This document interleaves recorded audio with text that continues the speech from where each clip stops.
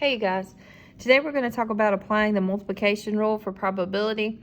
If you remember from the last lesson, when you have the probability of this or that, the word or indicates you'll use addition. Well, when you see the probability of this and that indicates that you'll need to use multiplication. So there's some special circumstances. First, let's talk about independent events. Two events are independent if the occurrence of one doesn't change the probability of the other. So if I flip a coin, if I get heads the first time, it doesn't affect the chances of me getting heads next time. One doesn't have anything to do with the other. They're independent.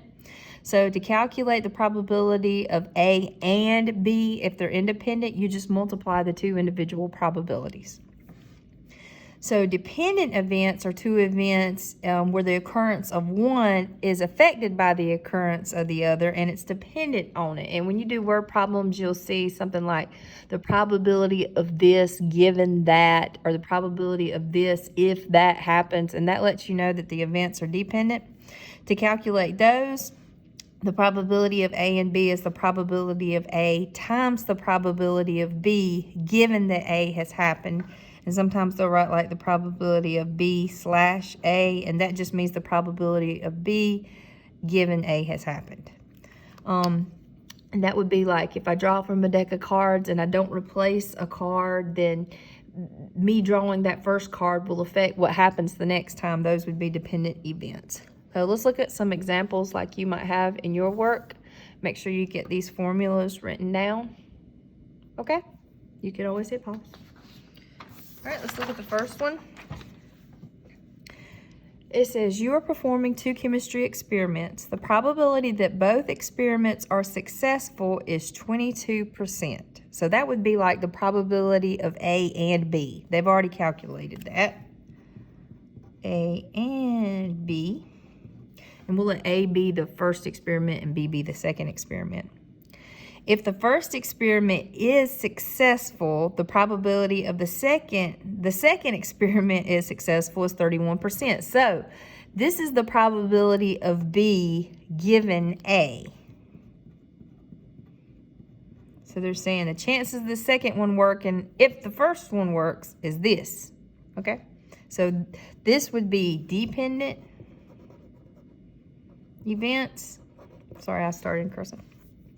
What is the probability the first experiment is successful? So if we think about this formula, the probability of A and B is equal to the probability of A times the probability of B given A. So we know the probability of A and B both being successful. That's 22% or 0.22. They want us to find the probability of the first event being successful, so we don't know the probability of A. And then we multiply that times the probability of the second one being successful given the first one is successful, and we know that that's 31%, so 0.31. And then we just want to isolate this and we'll be done. If it's beside, you divide. These will cancel. And we get that the probability of A is 0.22 divided by 0.31. We could do that by hand, but why would we do that? And I don't have my calculator. Anyway, when you divide, that comes out to about 0.70967, and we'll round that to 0.709. The 6 looks at the 7 and rounds up. As a percent, you would move the decimal 2 places. So that would be a 70.97% chance. So the chances that the first experiment is successful is about 71%. Alrighty. Let's look at another one. All right, for this one, it says, Sue chooses a dress and necklace to wear when she performs at a recital. The probability that she selects a black dress is 40%. The probability she selects a gold necklace is 30%. What is the probability she chooses a black dress and a gold necklace? So let's first think about if these are dependent or independent events. Does one affect the probability of the other? And the answer is no. So these are independent. So all we have to do is multiply our individual probabilities. So the probability of A and B will be the probability of A times the probability of B. A being the black dress and B being the gold necklace. So that would be 0.4 for 40% times 0.30 for 30%. So that would be 0.12. Move your decimal 2 places. So that would be a 12% probability for choosing a black dress and a gold necklace. Okay? Let's look at another one. Says you are throwing darts at a dartboard, which is the best place to throw darts at. Anyway, you have a 1/6 chance of striking the bullseye each time you throw. That's pretty good. Mine are not anywhere near that good. If you throw 3 times, what is the probability that you will strike the bullseye all 3 times?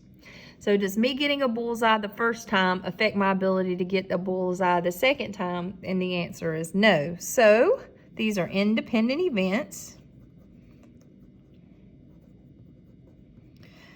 So the probability, I'm just going to use B for bullseye, of getting a bullseye and a bullseye and a bullseye would be 1/6 times 1/6 times 1/6, which would be 1/6 times 6 is 36. 36 times 6 is 216. Or 6 cubed is 216. And that's it. Let's do one more.